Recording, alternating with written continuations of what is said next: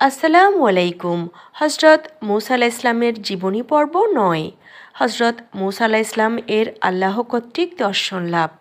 হজরত মুসা আলাইহিস সালাম আল্লাহ তাআলার নিকট বহু পূর্ব থেকেই উম্মতের জন্য পরিপূর্ণ একখানা শরীয়ত গ্রন্থ দাবি করে আসছিলেন। আল্লাহ তাআলা তার দাবি পূরণের ওয়াদা করেছিলেন। সেই মর্মে ফেরাউনের সাথে জেহাদি জিন্দেগির অবসান আনতে আল্লাহ তাআলা নবীকে শরীয়ত গ্রন্থ প্রদানের নিমিত্তে তুর পাহাড় গমনের জন্য ওহী মারফত নির্দেশ দিলেন। হজরত মুসা আলাইহিস সালাম আল্লাহর নির্দেশ পেয়ে খুব খুশি হলেন। হজরত মুসা আলাইহিস সালামের কতিপয় বিদ্বান উম্মত নবীর ঘোষণার পরিপ্রেক্ষিতে বলল, হে নবী, আপনাকে আল্লাহ তাআলা কিভাবে গ্রন্থ প্রদান করবে সেই দৃশ্য আমরা একটু দেখতে চাই। অতএব আমরা আপনার সাথে তুর পাহাড়ে যাব। নবী তাদের কথা শুনে খুশি হলেন এবং বললেন, আপনারা কতজন যেতে চান বলুন। তখন তারা বাছাই করে ৭০ জন লোক নির্বাচন করলেন এবং হজরত মুসা আলাইহিস সালামকে তাদের লোক সংখ্যার কথা জানিয়ে দিলেন। হজরত মুসা আলাইহিস সালাম তাদেরকে সম্মতি দিলেন। যাত্রার পূর্বদিনে হজরত মুসা আলাইহিস সালাম সঙ্গীদেরকে বললেন, আপনারা আপনাদের নিজেদের পোশাক ভালোভাবে পরিষ্কার পরিচ্ছন্ন করে নিন, আমরা আগামী দিন রওনা করব। সকলেই হজরত মুসা আলাইহিস সালামের আদেশ অনুসারে চুল কেটে নখ ফেলে জামা পরিষ্কার করে নিলেন। পরের দিন হজরত মুসা আলাইহিস সালাম সঙ্গীদের নিয়ে তুর পাহাড়ের দিকে রওনা হলেন। পাহাড়ের পাদদেশে পৌঁছানোর পর তার প্রতি আদেশ হলো, একাধারে ৩০ দিন রোজা রাখুন। হজরত মুসা আলাইহিস সালাম আল্লাহ তাআলার নির্দেশে ৩০ দিন রোজা রাখলেন। অতঃপর তিনি পাহাড়ের উপর অবস্থান করলেন। এ সময় তিনি সুগন্ধি গাছের পাতা মুখে দিয়ে চিবাতেছিলেন। তখন আল্লাহ তাআলার পক্ষ থেকে জিজ্ঞাসা করা হলো, তুমি কী চিবাচ্ছ? হজরত মুসা আলাইহিস সালাম বললেন, আমি দীর্ঘদিন রোজা রেখেছি, মুখে দুর্গন্ধ হতে পারে ভেবে একটি সুগন্ধি পাতা মুখে দিয়েছি। তখন তাকে বলা হলো, রোজাদারের মুখের গন্ধ আল্লাহ তাআলা অধিক পছন্দ করেন। অতএব তুমি এই কাজটি ভুল করেছ, এজন্য তোমাকে আরও 10 দিন রোজা রাখতে হবে। হজরত মুসা আলাইহিস সালাম আল্লাহ তাআলার আদেশ অনুসারে 10টি রোজা রাখতে আরম্ভ করলেন। অতঃপর রোজার শেষ দিন শেষ না হতেই হজরত মুসা আলাইহিস সালাম ৭০ জন সঙ্গী নিয়ে তুর পাহাড়ের দিকে রওনা করলেন।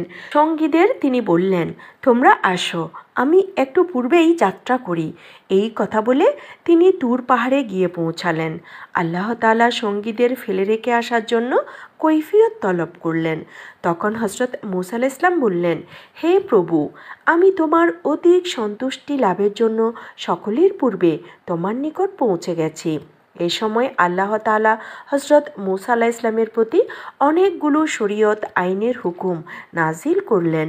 হজরত মুসা আলাইহিস সালাম তখন বললেন, হে মহান প্রভু, এইগুলো আমাকে লিখিত আকারে দিন, যাতে আমি সহজে সংরক্ষণ করতে পারি। তখন মুসা আলাইহিস সালাম এর সঙ্গীগণ ইতিমধ্যে এসে পাহাড়ের পাদদেশে অবস্থান নিলেন।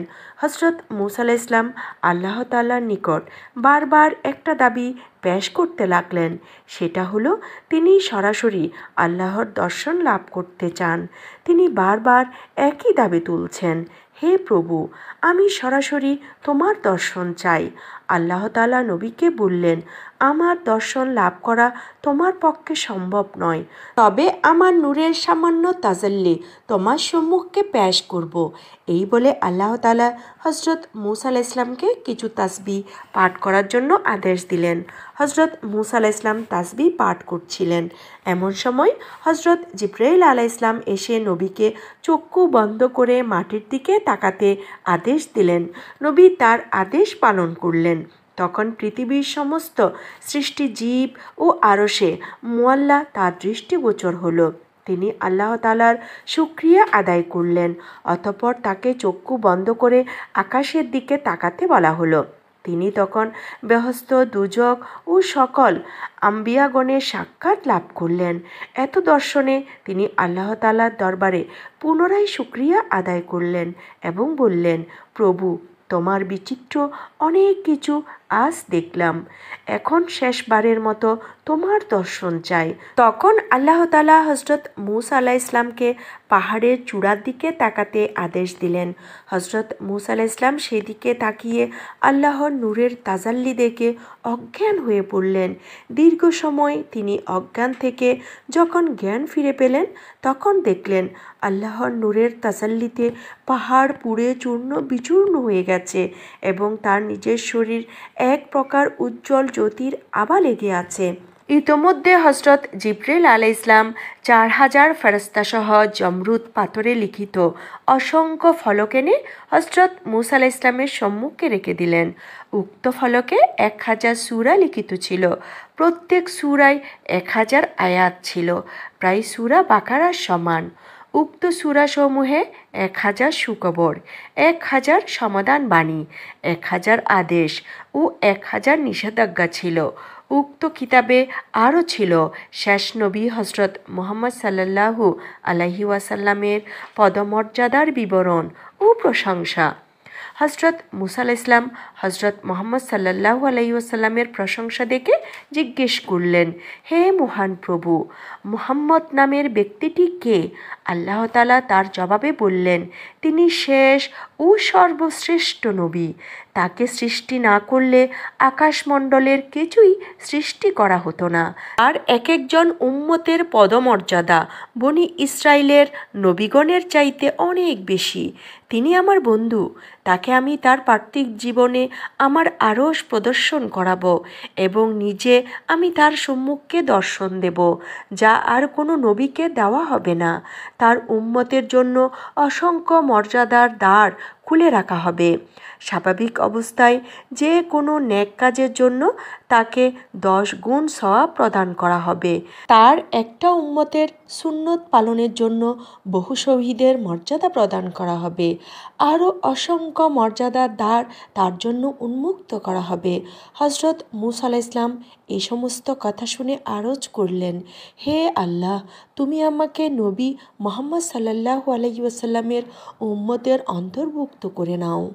আমি এই মুহূর্তে পাঠ করলাম, লা ইলাহা ইল্লাল্লাহু মুহাম্মাদুর রাসূলুল্লাহ।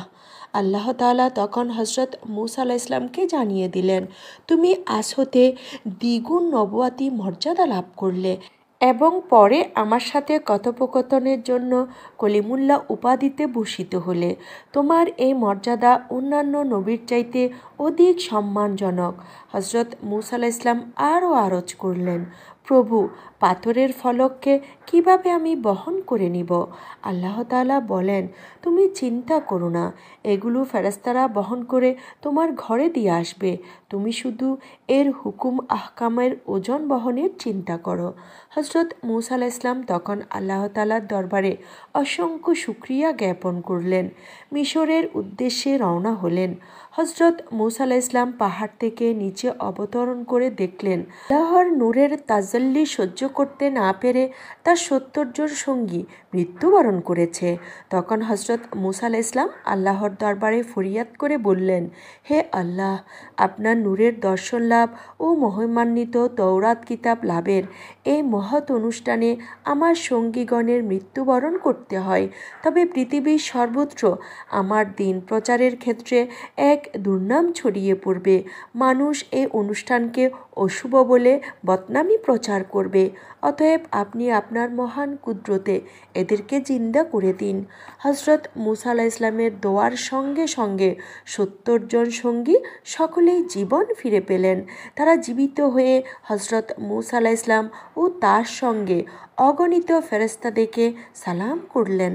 হজরত মুসা আলাইহিসসালাম তাদের নিকট আল্লাহ তাআলার নূরের তাজাল্লি সম্পর্কে জিজ্ঞেস করে বললেন, তোমরা সকলে আল্লাহর নূর দর্শনের সৌভাগ্য লাভ করেছ কিনা?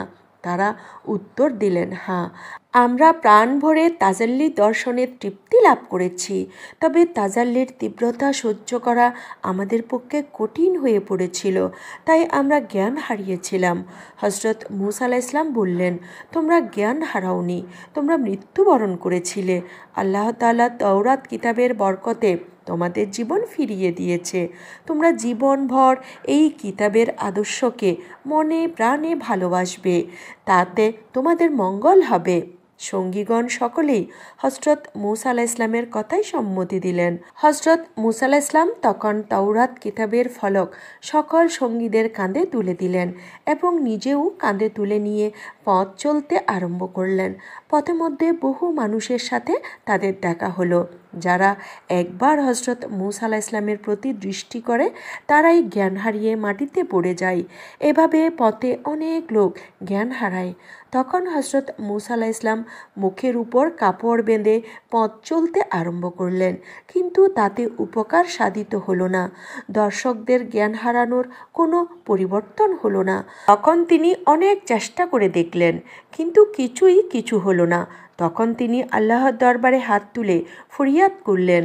আল্লাহ তাআলার পক্ষ থেকে তাকে বলা হলো, আল্লাহর নূরের তাজাল্লি বিকিরণ তোমার শরীরকে প্রভাবিত করেছে। তুমি এখন এতিম ও দুস্থ সাধারণ মানুষের কাপড় দিয়ে নিজের শরীর মাসে করে ফেলো, তবে তোমার অবস্থা স্বাভাবিক অবস্থায় ফিরে আসবে। হজরত মুসা আলাইহিস সালাম তখন সেখানে কিছুটা বিরতি নিয়ে কয়েকজন সঙ্গীকে ইয়াতিমের কাপড় আনার জন্য প্রেরণ করলেন। সঙ্গীগণ যে ঘরে পৌঁছালেন সেখানে অতি উজ্জ্বল আলোতে ভরে গেল। ইতিমধ্যে একজন কাপড় এনে হজরত মুসা আলাইহিস সালামের হাতে দিলেন। হজরত মুসা আলাইহিস সালাম সেই কাপড় নিয়ে সারা শরীর মাসে করলেন। তখন দেখা গেল তার অবস্থা স্বাভাবিক অবস্থায় ফিরে এসেছে, তবে চেহারার মাঝে এক দীপ্ত ও উজ্জ্বলতা বিরাজ করছিল। কিছুক্ষণের মধ্যে সমস্ত সঙ্গীগণ চতুর্দিকে ঘুরে ফিরে একত্রিত হলেন। তখন দেখা গেল তাদের শরীরের উজ্জ্বলতা দেখে অসংখ্য মানুষ তাদের পেছনে পেছনে এসে ভিড় জমিয়েছে। হজরত মুসা আলাইহিস সালাম সকলকে নিয়ে বিশাল মিছিল সহকারে নিজ বাড়িতে এসে পৌঁছালেন। আলহামদুলিল্লাহ।